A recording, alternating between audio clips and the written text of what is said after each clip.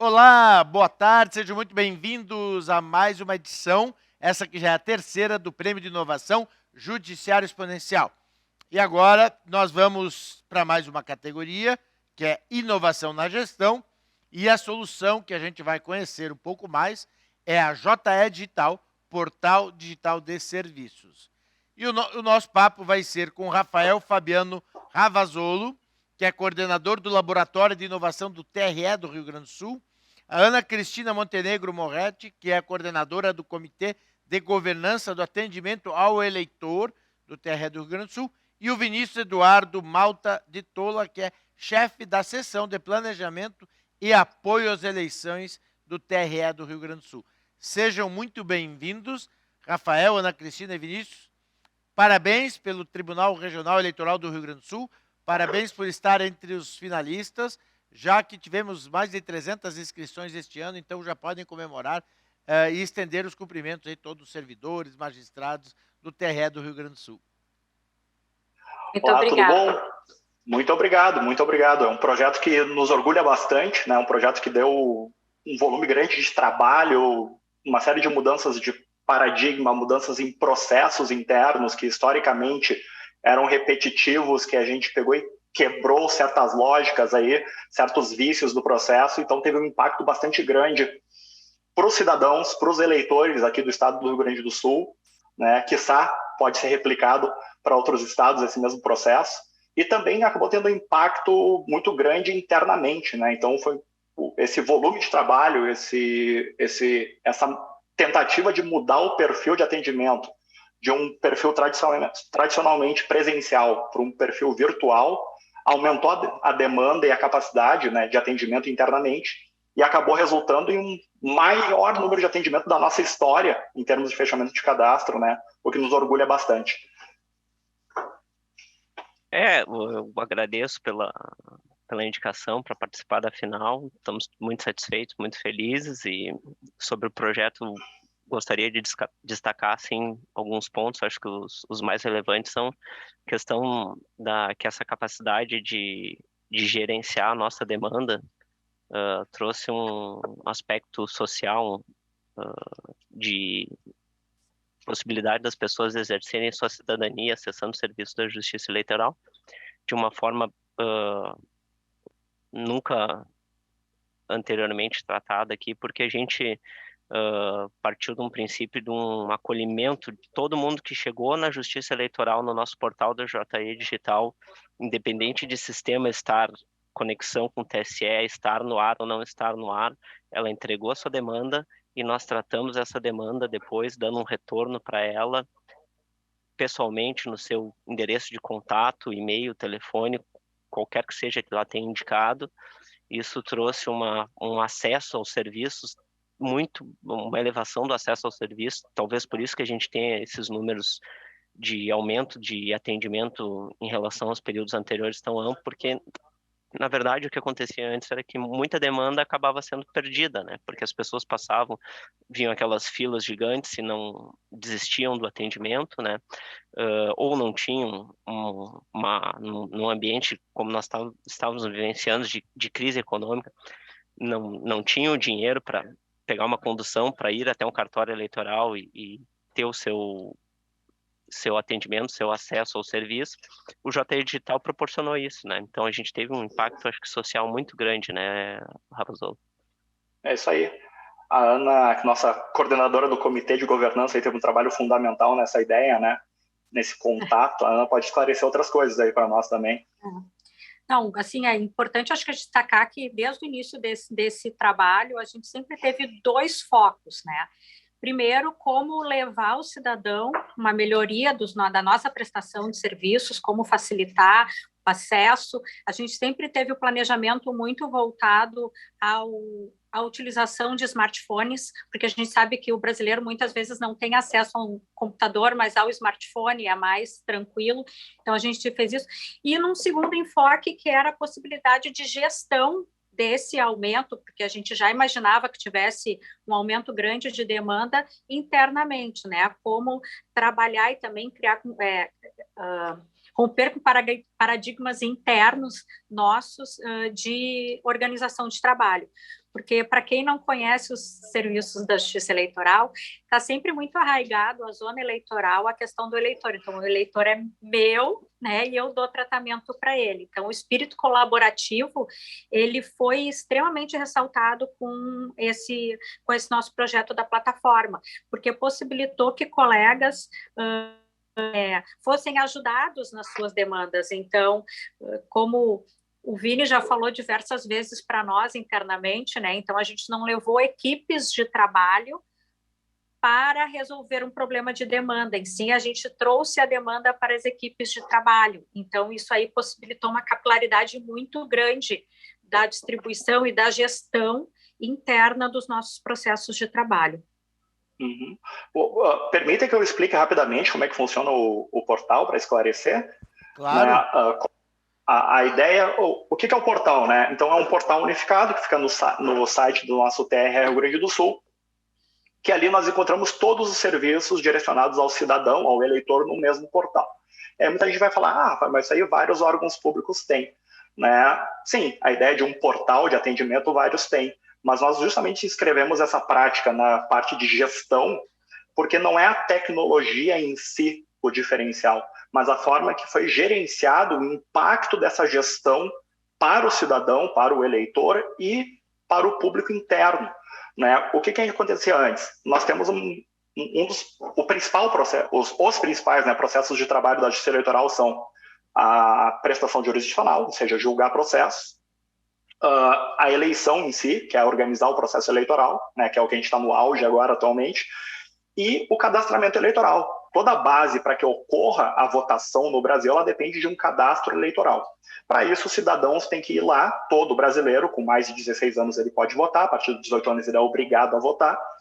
Então, nós temos uma demanda aí, que atualmente nosso cadastro eleitoral tem mais de 150 milhões de cidadãos. É um dos maiores, talvez o maior cadastro centralizado do Brasil, é o cadastro da Justiça Eleitoral, com mais de 150 milhões de pessoas, né? Um único cadastro com tanta gente assim, nem o INSS deve ter, né?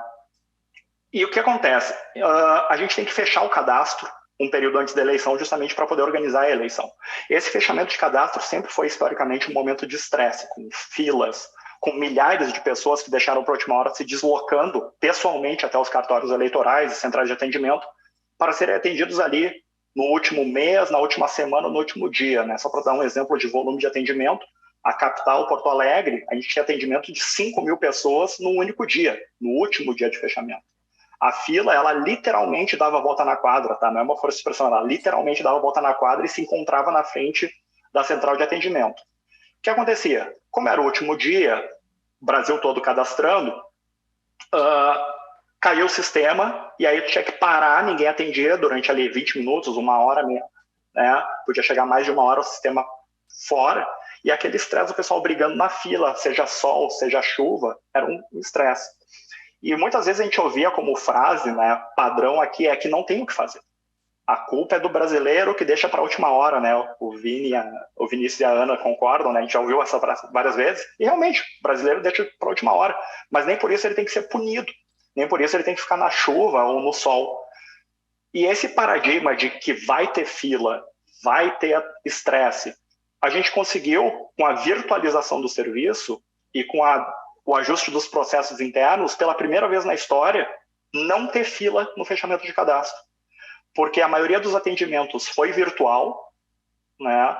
E isso que, interessante, a gente teve 60% a mais de atendimentos do que comparado à última eleição, né, igual que foi 2018, que é a última eleição majoritária, né, foi 2018 ali para presidente, pelo menos, né, presidente, governador, etc. Foi 2018, a gente teve 60% a mais de atendimentos. E desses atendimentos, mais de 60% foi virtual. Ou seja, o cidadão naturalmente migrou e preferiu virtualmente ser atendido do que presencialmente. E os atendimentos presenciais, por meio da plataforma, o pessoal pôde agendar. Ou seja, também não teve fila, porque o pessoal agendou atendimento e foi lá com horário marcado. Então, pela primeira vez na história, a gente resolveu esse enorme problema que causava estresse tanto para nós, porque quando o sistema caía, éramos xingados, né? Quanto para o cidadão, que se o sistema caísse, ou mesmo pelo volume de demanda, ele ia ter que esperar horas, e quando eu falo horas, 2, 3, 4, que a gente chegava às 6 da manhã para ser atendido 11 da manhã, 5 horas numa fila. Isso acabou. A gente quebrou um paradigma, aumentando o volume de atendimento, sem gerar estresse para o cidadão e sem gerar estresse interno. Porque aí eu vou deixar, né, vou interromper um pouco a minha fala, deixar os colegas falarem um pouco da questão da força-tarefa que a gente criou, justamente fazendo um gancho com o que a colega Ana Moretti falou, que é a questão do... Antes, cada cartório eleitoral só podia atender seus próprios eleitores do seu município ou da sua circunscrição. A gente quebrou isso. Qualquer cartório eleitoral do Rio Grande do Sul pode atender agora qualquer eleitor do Rio Grande do Sul. E aí, com base nisso, a gente criou uma força-tarefa. Eu vou deixar a colega Ana explicar agora esse impacto, que foi gigantesco e muito bom internamente. Bom, com essa possibilidade do atendimento geral, a gente chama aqui internamente atendimento geral RS. Então, isso possibilitou que todos esses requerimentos, todos os pedidos que a gente recebeu antes do fechamento de cadastro fossem distribuídos de forma que nenhum cartório ficasse com um volume, uma demanda de trabalho muito superior a outro.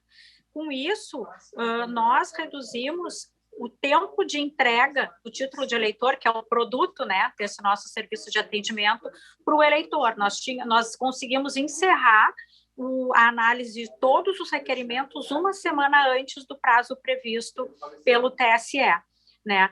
E com essa colaboração de todos, nós internamente tivemos e vimos muito fortalecida a questão da equipe no TRE, porque muitos acreditavam que somente o seu cartório faria um trabalho de excelência, né? Porque não estavam acostumados a ver o trabalho dos colegas.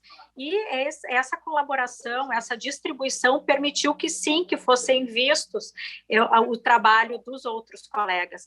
E no final até foi uma ideia do Vinícius que foi excelente, a parte de reconhecimento, né, de agradecimento interno para todos os que colaboraram com os que tinham uma demanda muito grande. Então, bem, isso, a demanda foi levada para as equipes de trabalho, né? Então, a gente teve um fortalecimento muito grande. Colegas que inicialmente eram bastante restritivos a essa ampliação do atendimento, ficaram muito contentes e expressaram de diversas maneiras, por envio de e-mails, ligando até para a comissão, como foi gratificante esse trabalho em equipe com pessoas que eles ordinariamente não trabalhariam, né? Isso para nós também foi uma satisfação muito grande. Sobre a gestão em si do processo, Rafa, acho importante o Vini falar um pouquinho, porque eu acho que ele tem bem presente essa questão do processo. Eu posso só converter em números isso que tu disse, Ana, o pessoal tem ideia do volume, né? Em 2018, a gente teve 180 mil atendimentos, em torno aí, 180 mil atendimentos no fechamento de cadastro. Esse ano, a gente teve 306 mil atendimentos. Ou seja, um volume gigantesco, mais de 60% a mais que 2018. E sem fila e sem esse estresse, né? Quanto a essa questão da distribuição da carga de trabalho entre as zonas eleitorais, né, por meio da força-tarefa, em 2018, nós tivemos... nós tínhamos 2 zonas eleitorais que atenderam mais de 4 mil pessoas sozinhas, 4 mil eleitores numa fila sozinhas, né? E nós tivemos em torno ali de 30 zonas eleitorais que atenderam mais de 2 mil pessoas. No outro lado dessa régua, a gente tinha zonas atendendo 200 eleitores, 300 eleitores. Olha a diferença de volume, dá mais de 10 vezes de diferença de volume de atendimento. Enquanto um cartório eleitoral passava dias e dias com filas, o outro atendia ali bem tranquilamente, conseguia realizar o serviço. Com a força-tarefa, em termos de resultado, 28 mil atendimentos que seriam feitos por essas zonas de maior volume foram feitos por zonas que tinham naturalmente menor volume e já tinham acabado o seu trabalho. Então, a gente desafogou as zonas que tinham esse maior volume de demanda, que são tipicamente as cidades maiores, e trouxe para as menores. Um exemplo claro ali, eu coloquei inclusive no prêmio ali como resultado, tinha uma zona que em 2018 tinha atendido em torno de 200 e poucos eleitores. Este ano ela atendeu mais de 800.